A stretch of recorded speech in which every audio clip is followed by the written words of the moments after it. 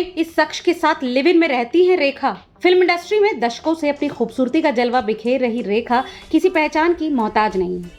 रेखा का जन्म 10 अक्टूबर 1954 को हुआ था। रेखा का असली नाम भानुरेखा गणेशन है, लेकिन उन्हें असली पहचान रेखा नाम से ही मिली। रेखा ने अपने करियर की शुरुआत महज 4 साल की उम्र में एक चाइल्ड आर्टिस्ट के रूप में की थी। रेखा को डांस और स्पोर्ट्स काफी पसंद था। वहीं वो बड़े होकर एयर होस्टेस बनना चाहती थी, लेकिन मां के कहने के कारण उन्होंने महज 14 साल की उम्र में लीड एक्ट्रेस के रूप में अपना करियर शुरू किया। अपने इस फिल्मी करियर में रेखा को काफी स्ट्रगल का सामना भी करना पड़ा। रेखा की फिल्मी सफर की शुरुआत अच्छी नहीं रही। साउथ इंडस्ट्री में उन्हें काम पाने के लिए काफी मशक्कत करनी पड़ी। हालांकि इस दौरान फिल्म डायरेक्टर और प्रोड्यूसर कुलजीत पाल की नजर रेखा पर पड़ी।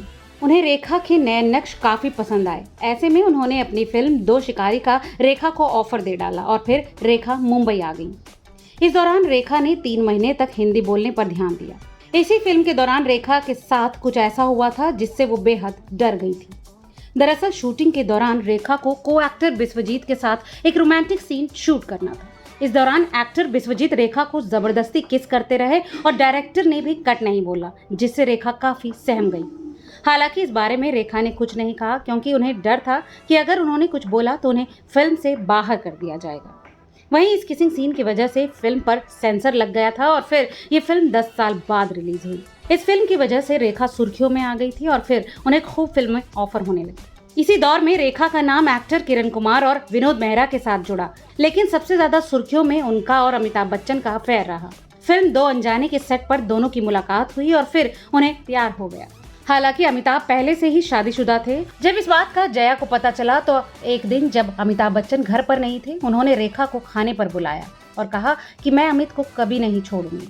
जया की ये बात सुनकर रेखा को ये बात समझ में आ गई कि वो और अमिताभ बच्चन कभी एक नहीं हो पाएंगे। ऐसे में रेखा ने बिग बी से दूरी बना ली। इसके बाद रेखा ने साल 1990 में दिल्ली बेस्ड बिजनेसमैन मुकेश अग्रवाल से शादी कर ली।